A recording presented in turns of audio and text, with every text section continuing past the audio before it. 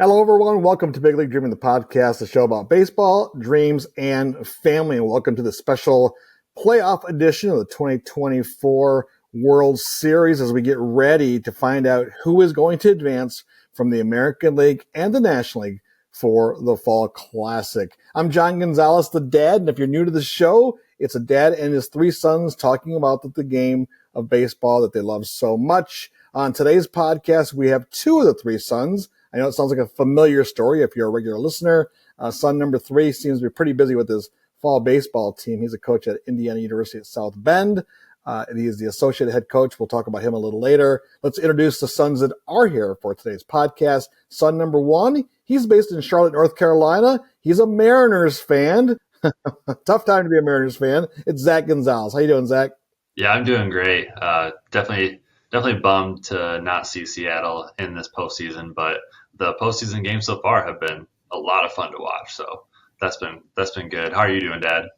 Yeah, I'm doing great. As you can see, I'm all in on the Tigers, and we'll talk about that in a minute. Let's introduce son number 2. He's based in Grand Rapids, Michigan. He is the Mets fan, and as a Mets fan, you got to be happy where you're at this moment, Ty. 2 nights ago was just crazy, insane. 3-run bomb by Pete Alonso in the top of the 9th with 1 out. Just that was playoff baseball for you, and I just was so pumped that they made it through. It was a pretty rough game for them, honestly. Not pitching wise, but hitting. I mean, Lindor only had 2 hits, and that was the only 2 hits until the 9th. So it was a little shaky game, but hopefully this Philly series starting today, they can turn it around and keep this thing going. Yeah, I'll be honest with you. I pulled into my parking lot. I had a late night event, and I pulled in as Alonso was coming up to bat. Stayed in my car, and I just said, "It's gone." I mean, he's made for this moment, and I was like so excited for Mets fans to watch that game unfold because it just felt like you said, no offense. They couldn't get anything going. But when Lindor leads off with the walk, I'm like, okay, here we go. It ain't over till it's over. Right, Zach? Yeah, I was watching that game live too. And after that third out was made, and I could see like the Mets walk off the field I saw Lindor walk off the field because he's leading off the top of the 9th. And he just had like this like sense of confidence to him. Like I could just see it on his face. Like he knew he was going to reach base, get something going, and make something happen. So I was like, oh, Mets have a shot here. And then I do have a confession to make. I pulled up the game on my phone on the Gamecast, and on ESPN and ABC, it's delayed a little bit. So I was watching pitch by pitch the game day app come through. And then I see Alonso come up to bat, and then boom, the score changes, and it says home run. And I said, no way. And there's still like 2 pitches to go, so I get my phone out and I record the home run. I'll have to text it to you. That is awesome. I was wondering because right when they got the double play to win it, like you texted like a couple minutes before, like congratulations Mets, and I'm like, it's not over. Like they still need 2 outs. And then like the next pitch was a double play. I'm like, okay, my TV's really slow. I couldn't handle it. I just had to know. I was like, I need to know. So I cheated. Sorry. Ty, I heard that a little birdie told me that you might have been like snoozing a little bit. Okay, so what actually happened? That is not the case. Oh, I'll tell you what actually happened. Edwin Diaz was getting me so mad because he was all over the place. He couldn't throw a strike. They gave him the night before. They gave him like the night off because he's been doing these 2-inning, 6-out save situations in like 30, 40 pitches. So they gave him the night off before. They lost. So it's like, all right, you're rested, and he's throwing like 3 ball counts every batter. Like he's all over the place. So in the 8th, they brought him in the 7th. So the 8th, I just laid my head down, and I was like, I'm not even going to watch this guy pitch. And when this is over, then I'll watch the Mets hit. So that's what happened. I couldn't watch him pitch. I wasn't sleeping. The truth comes out. I put my head down. Resting his eyes. Because I could not watch him. I couldn't handle him. I couldn't handle watching him throw 3 straight balls again. Like, that's me. As you kids growing up, you'd say, "Dad's asleep." I'm resting my eyes. It's been a lot of fun. So yeah, if you're first time watching this podcast, you're like, okay, so they know a little bit about baseball. And we're right now during the postseason.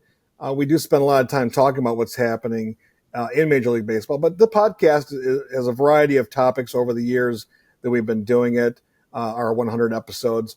We cover a little bit of everything, right, Zach? Yeah, we like to have a lot of guests on too from different parts of the game, whether they be, coaches, minor league baseball people, scouts, broadcasters, uh, groundskeepers. Like we're all clubhouse attendants. We're all over the place. So it's a fun, well-rounded show. And then we also do our own shows, just like this one, just kind of talking stuff in today's game, like what's happening in baseball. So it's been a lot of fun.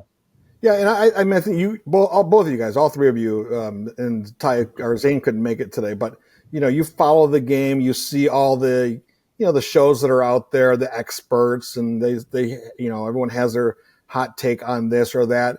This show isn't that much of a hot take show. This show is more about like what the game means to us as a family, as fans. It's not life or death, but it is something that's just a part of your childhood, my childhood growing up, right? And just kind of enjoying and appreciating the work that it takes. That's why it's called Big League Dreaming. I mean, you have these dreams. Like Alonso's speech, right, Ty, was perfect. His post-game speech addressing of like you dream of these moments as a little kid in the backyard. Did you see that, Ty? Yeah, I did see that. Yeah, and he was like calm, cool, and collected too during all of it too. After all the chaos, just business. It was like this is everything you've like ever want as a kid. This is everything right here. Well, it took me back to the backyard for you guys. By the way, the lawn is finally starting to be green these days. After all the years of the backyard being like brown and dirt clumps at first, second, third, and a home plate and pitcher's mound. Although, Ty, I think we still have the outfield deck where you were selling peanuts, popcorn, and beer when you were like 3 years old. But that's a whole different story. Ice cold beer here. I think, Zach, you sold the tickets, too, as you walked in the stadium. But the thing is that you can probably bring back those memories, right, of being in that backyard playing wiffle ball and, you're up to bat and it's the World Series or a big game to get to the World Series. Yeah, I remember me and Zach when we'd play, we would like say, all right, we're this batter. We'd have our whole lineups written out and it'd make it all dramatic. And this is the final out, the final pitch, and hit a home run. And you walk it off in the backyard and you just pretend like, oh, one day maybe I'll be in the World Series actually doing it. And then we'd come walk into the house and one kid's happy, the other kid's pissed, and mom is like screaming. Didn't you guys keep stats for a while too? Oh yeah. Yeah, I think we did a couple. I think we had like our own little dynasty in the backyard one season. We're trying to keep stats. Yeah, it's awesome. I think when you watch the postseason, it is about these players that make multi-million-dollar salaries off the game. It's fun to watch them reduced to like they just want to play, right? Tigers roster, a lot is being said about the Tigers roster, how it's the payroll is not even equal to like 25 major leaguers, right? They're making more money than the total Tigers roster. But when you're up to bat or in these key situations at this point in the season, that goes out the window. You don't care if the guy's making $19 million a year pitching at you, or you're just a rookie up, from AAA midway through the season like Parker Meadows. You just go out there and grind. I mean, that's got to be fun to see, right, Zach? Yeah, absolutely. Because those guys, they don't have the big salaries to live up to. So like they're kind of playing with house money. They're just trying to earn their spot for next year, pretty much. And you get to play a lot more free, and everybody's kind of on the same level with you. Like they don't have like one or two big studs on their team that everybody's looking up to that needs to lead everything. Everybody's kind of, I guess, Riley Green, I guess maybe Torkelson from the draft hype and all that. And of course you got Scooball, but as far as like the everyday, like hitters in your lineup 1 through 9, everything is just so like scrappy and they're all just out there having fun for sure. You can tell. Yeah. The Tigers are a fun story. Everyone's paying attention. I think Spencer Torkelson probably makes the most money of anyone on the team. at least on the active roster. But I tell you what, he was humbled, right? Going to AAA midway through the season and being down there, not just for a couple of weeks. He was down there for what, 2 months? Yeah. And he's got to earn his way. That's why I think the Tigers are getting a lot of attention, because it's a team that no one knows. No one knows who the starting pitchers. I bet you it'd be hard to find someone that knows 3 pitchers on the team for the Tigers other than Skubal, right? They probably can't. Yeah. The average baseball fan probably will say Skubal. Well, they trade away Flaherty, right? Yeah. They're like, exactly. I don't know. I don't know any other pitchers on the roster. I think that's what makes them so scary too, because in the postseason, it's like you said, it's just all about the moment, and sometimes those big teams like the Dodgers and Yankees with all the big names are the teams that have all the pressure amounting to them in those big situations, and teams like the Tigers or last year like the Rangers and the Diamondbacks, like those are the teams that do well in the postseason because there's less pressure. They have nothing to lose. They've already won by getting there, so they're scary teams to play. Zach, I don't know if you have it prepared in front of you, but do you have the roundup or kind of like where we're at in this side? Because we're now in the AL and the NL CS, correct? DS. I'm sorry, the DS. Yep. The Yeah, division it's the series. divisional round right now. So Tigers play the Guardians, Royals play the Yankees, and you can think of it as kind of being like the quarterfinals. And this is best of 5 round. And then on the National League side, Mets play the Phillies and the Padres play the Dodgers. And you'll get 2 teams on each side coming out of that, which will be the ALCS, NLCS, semifinals, if you will. And then the 2 teams that come out of that go to the World Series. The championship series round, semifinals, if you will be best of 7. World Series is always best of 7, but this ALDS, NLDS round here is best of 5. So for your Tigers, they'll be in Cleveland today, Saturday, and tomorrow, Sunday. They'll have a travel day Monday, and then Detroit gets to host at least one playoff game Tuesday, October 9th, or October 8th.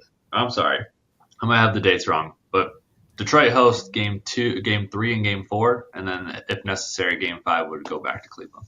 Yeah, I believe the Tigers Guardians are Saturday, Monday, or Saturday. Yeah, Saturday, Monday, Sunday being the off day because of NFL. Then they're Saturday, Monday in Cleveland, and then I believe it's Tuesday, Wednesday, or Wednesday, Thursday. Thursday. Wednesday, Thursday at the Motor City in Comerica Park, which the place will be unglued. If the Tigers manage to win one game, it'll be crazy. If they win both games, it's going to be insane. If they lose both games, I don't see the Tigers or the fans letting up at all. They're going to come out and root for those guys all the way. We'll break down kind of who we think is going to advance out here, but I want to mention one thing that Zane said on our last podcast. Zane being the Red Sox fan and living in South Bend, he said that odds are the National League was the favorite. He thought would be a little stronger to get through, and he thought the American League was pretty wide open. I don't know if I agree with him anymore after watching these wild card games. Zach, what do you think in here? Does that statement hold true, or are you thinking that it's up for grabs in both leagues? I think in general, the National League has more powerhouse teams like Dodgers and Phillies are so good. And then you have on the American League side, you have the Yankees and I don't know, maybe Cleveland, maybe Baltimore, where it was in there. But the American League is pretty wide open when you look at how closely those wild card teams all kind of were. And then Seattle 1 game out. Like there's no like clear front runner like there are for the 2 big guys on the National League side. Ty, what do you think? Yeah, I think so. And the Padres are, they had over 90 wins too, so they're a tough team. I'm surprised the Royals got in over Baltimore though on the American League side. That was kind of a shock to me. I didn't think the Royals. I knew they were good, but Baltimore had such a good year, and they were playing at home, and we know how the fans are in that stadium and how that atmosphere is just electric all the time. during the regular season. So to see them lose 2 games in the postseason in Baltimore was pretty shocking for me on the American League side. I think Orioles fans are going to have a hard time kind of decompressing and thinking through this season because of all the promise that they had. They were in first place. I don't have the number in front of me a lot, most of the season, big chunks of the season. I felt like it was Baltimore's season to advance over the Yankees, but the Yankees also, they led a lot of the way too, and they had a pretty magical season after having a terrible season last year. Last year, I predicted them to win the World Series, and I don't think they finished top 3, maybe 4. I don't know. They were pretty bad last year, so they had a pretty incredible turnaround. I don't think the Yankees are as tough, and the Guardians. I don't know. The Guardians scare me because they seem to have this thing over the Tigers over the last 10 years. We just have a hard time playing the Guardians. I felt easier going against Baltimore or Kansas City, to tell you the truth. But here we are. We're just going to have to take them down because Ramirez is just going to kill us. He's just going to come up with some major at-bats, right? I mean, he's going to kill anybody, but especially against the Tigers. So I'm a little worried about that. Any thoughts of who's going to come out on top of either one? Any predictions, early predictions, Zach? I mean, on our last show, me and Zane said the Brewers, and then I said the Tigers. But I mean, obviously, the Brewers are eliminated. I'm not really too sure. I mean, I've been missing on all my predictions. So do I want to throw out Dodgers, Yankees, or what? What are we doing? Ty, we know you're going to say Mets, Tigers, right? I said on the last one, they're the hottest teams in baseball. They have been for the last 5-6 weeks, especially the Tigers. And I'm still going Tigers, Mets. Well, I think the Tigers and the Mets, since they both have to start on the road, the Mets especially, they need to win at least one game on the road. I know if the Mets win one game on the road, they're not losing at home against Philadelphia because their last home stand before the end of the season was against Philadelphia at home, and they took 3 out of 4 from them at home. And the fans in New York are just crazy. They're all ready for them to come back home. They haven't seen a home game since September 20th. So I know that stadium. I don't see the Mets losing in that stadium against Philadelphia. So as long as they can win one game in Philly, I think they're gonna move on. Yeah, when Dad, you said Mets, I'll say this. Yeah, Dad, I'll say this: that for these 8 teams that are still remaining, the whole country is rooting for the Tigers because they have such a good story. But I'll say Mariners fans should be rooting for the Royals, and the reason I say that is, like, they turned it around, 106 loss team, and then they went out and they spent money, something that Seattle doesn't really do, and they're able to go sign Seth Lugo and pay Bobby Witt Jr., spend the money, bring in these players, and it has translated to winning. So if the Royals win the whole thing, that's a good thing for Seattle because maybe the ownership will be like, oh, maybe we should actually try to spend money and be kind of in the – I mean, Seattle's like the, 12th biggest market in the country across 30 teams, but they're always like 15, 16, 17th in payroll. Like, they should be spending more to try to compete. So if the Royals make a good run, maybe that's a good thing for the Mariner fans. Well, I'm going to say this right now. And I know that you guys might laugh at me. And I think the baseball, if any serious baseball fans are watching this right now, other than our friends, is that I think we're at a point with the Tigers story this year. Not only is it a good story, I think it's almost Moneyball-ish. Okay? So hear me out when I say that. It's Moneyball-ish. Because when Moneyball came around, I agree. And all the analytics people were like, this isn't going to work. And look where we're at today, right? So what Harris and Hinch, and I hate giving Hinch a lot of credit. You guys know how I feel about AJ Hinch. He has done a good job with when they traded Flaherty and they went to like this philosophy of openers and using that bullpen a different way. And then they went to let's let the young kids play and let's trade away some of these guys that aren't going to be with us. We can get some value from it. I mean, getting a Trey Sweeney on the roster, to be your everyday shortstop is pretty impressive, or at least maybe not every day he's playing the bulk of it. And then the mindset is we've drafted all these guys. They've been developing and coming up through West Michigan. I mean, you look at the roster for the Tigers now, they're all former Whitecaps, right? That's at high A. And then they played together in double A. They played together in triple A. They have a nucleus, a core that has grown up together. Now, does luck play a part of it? Certainly. Luck is a big part of it. That's how baseball is, right? But they have a unique chemistry that you can't develop by bringing in high-powered players. I don't think it works. I think if the Tigers were buyers during the trade deadline rather than sellers, it wouldn't have worked. And going into the offseason, I don't think the Tigers will be buyers.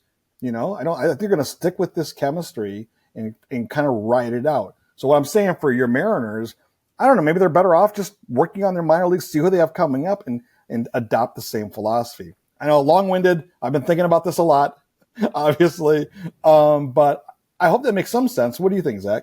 Yeah, I mean, that's what the Mariners did with their pitching staff. 4 of their 5 starting pitchers are all homegrown, and you don't see that anywhere across baseball.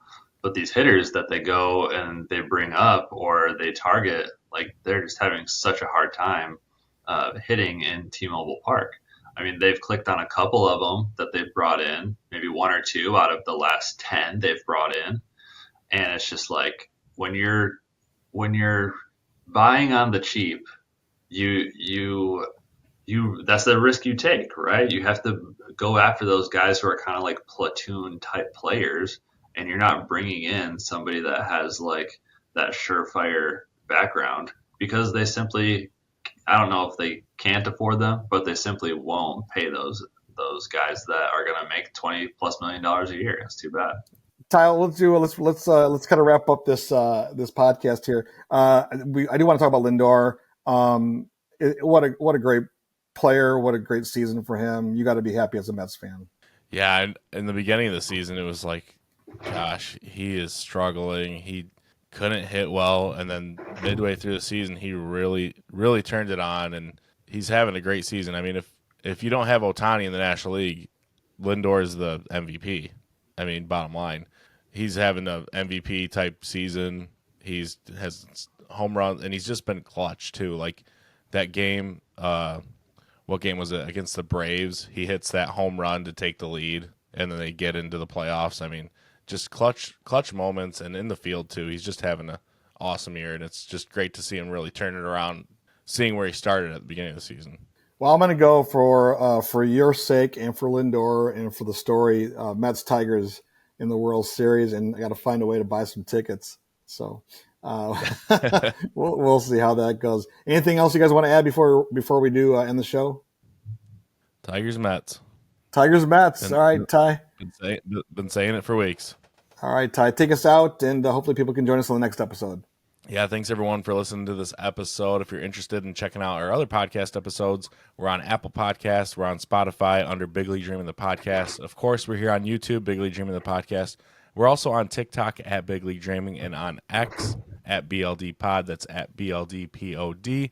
We'd love to connect with you, and we come out with episodes every single Saturday at 9 a.m. So we'll see you next week to recap the divisional series.